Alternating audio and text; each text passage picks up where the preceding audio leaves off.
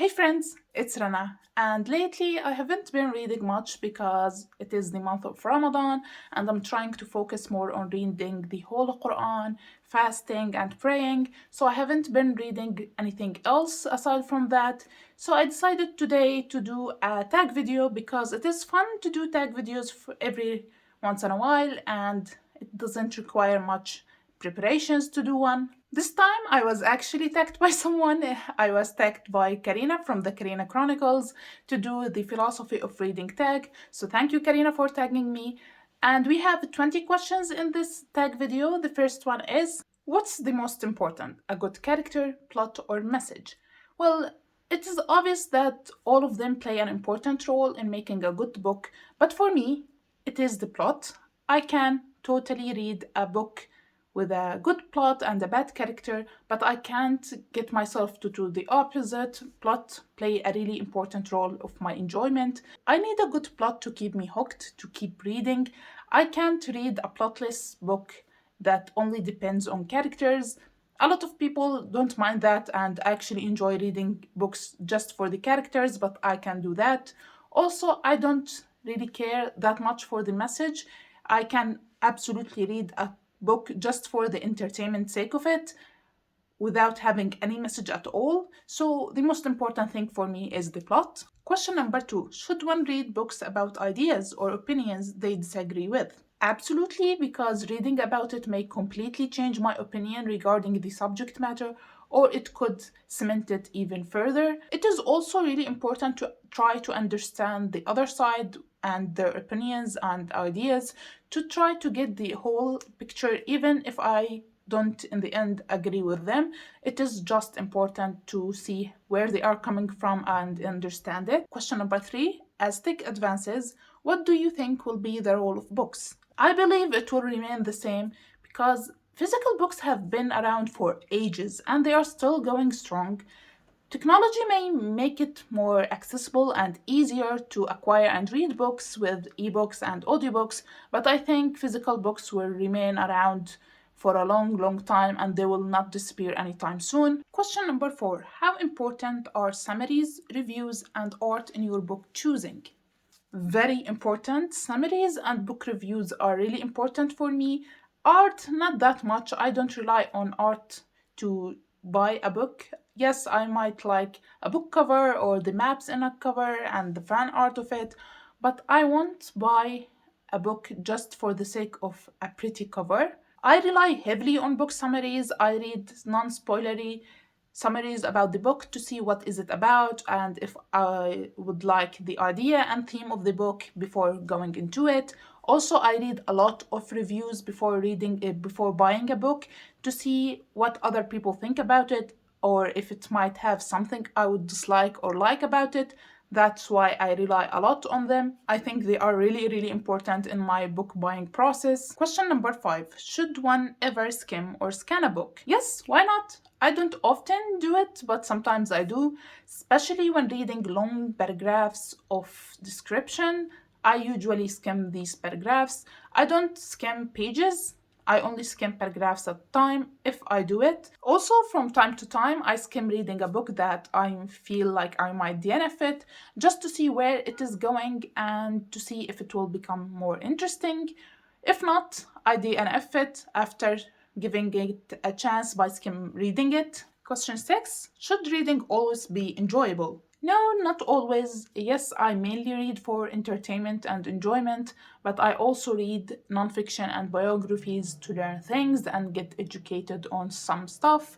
So, no, it shouldn't be mainly for enjoyment because we can learn a lot of things from reading books. It is not a joke. But if you also mainly read for enjoyment and entertainment, there's absolutely nothing wrong with that. We really need an escape from our real lives sometimes. Number 7, is it important to be well read? For me, I think it is really important, but many people don't really care about reading and think it is a waste of time.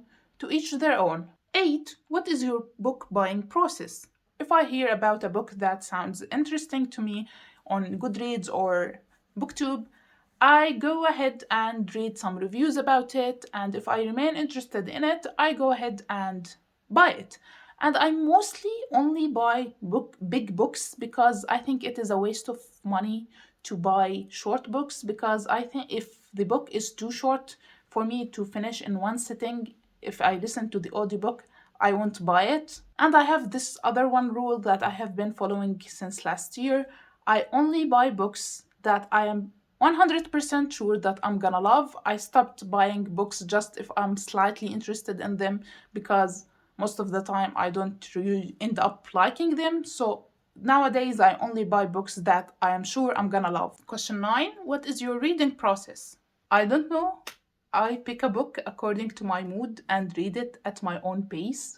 Nothing special about my reading process, I just read. Question number 10. How do you use what you read? Okay, so this question is very hard. Like, reading changed the way we think, which makes us do things differently, which eventually changes our lives in subtle ways. I don't know how I specifically use what I read in life, but it affects my life a lot. I don't even know what I'm talking about. So, next, if you could download a book to your brain, would you still read? That would have been very helpful in school to download textbooks to our brains to avoid studying. That would have been amazing. But I would still read because I love reading and the process of it, reading every word, imagining the things in the book and getting lost in it. And if I download books to my brain, the fun of reading would be lost. 12. What are your views on rereading a book? I don't mind it. I would love to do it more often because I'm not a big rereader. I only reread a few books in my lifetime because I have this stupid belief that I should only read new books to experience new stories instead of wasting my time reading old books that I already read and spent a lot of time reading them. But I would like to reread old favorites, to revisit them to see if I still like them as much as I did. 13. What makes a good book? I said it in the first question, but I'll say it again. A good plot is everything to me. I love a good plot with some action and good pacing, but what really makes it for me is a good twist or reveal that I didn't see coming. These are always the best and will change my entire opinion regarding a book. If an author is able to make me shocked by a plot twist or reveal, I really appreciate that because it rarely happens, and when it happens, I really love it. 14. What makes a bad book? Lack of plot and annoying characters. I can tolerate and push myself through reading a plotless book, but I can't stand annoying main characters. I just can't. 15. How do you feel about not finishing a book? I don't mind it, not at all. I actually do it a couple of times a year when I am hating a book or if the book is too slow and boring for me. I think I should do it more than that because I read some mediocre books and I later regret not DNFing them because life is too short for bad books. 16. Should the author's personal life matter at all? Not for me, no. I always separate the art from the artists when it comes to books. If the author is a good author, I will read their books regardless of their personal lives, what they do in their lives, or what controversial opinions they have. I don't care about that. If they write good books, I'm gonna read them, no matter what they do in their lives. Unless they murdered or assaulted someone, that's another story. Other than that, I don't care. If they write good books, I'm gonna read them. 17. If you could only read one genre for the rest of time, what could it be? Fantasy for sure. 18. Do you ever read a book without knowing anything about it? Yes, I love to go into books knowing as little as possible to enjoy it more, especially when it comes to thriller mystery books. I would love to go into them knowing nothing at all to enjoy them more. 19. What author, genre, series, or culture can you just not get into, and why? For authors, we have Taylor Jenkins Reid, as you possibly know, because I said it many times on this channel. We also have Cassandra Clare, Tahira Mafi, and maybe Lee Bardugo. I read more than 3 books by all of these authors, and I didn't enjoy any of them.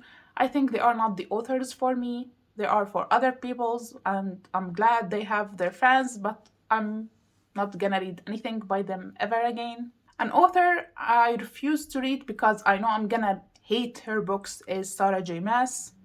I'm not a big fan of fairy porn. As for the genre, the romance genre and erotica is not my thing. I don't like it. I never read a romance book that I enjoyed, so no. Culture? I read a lot of books by different cultures and I'm okay with all of them. And the last question, do you think everyone should read and why? Of course, I think everyone should read, but I can't force them. Some people just don't like reading. Some people didn't even try to read, but think that they don't like reading. Reading is amazing. Books are an escape from reality. They teach us a lot of things and they make us better people and we develop better personalities by reading books. Or that's at least what happened with me reading books and why I think people should read books.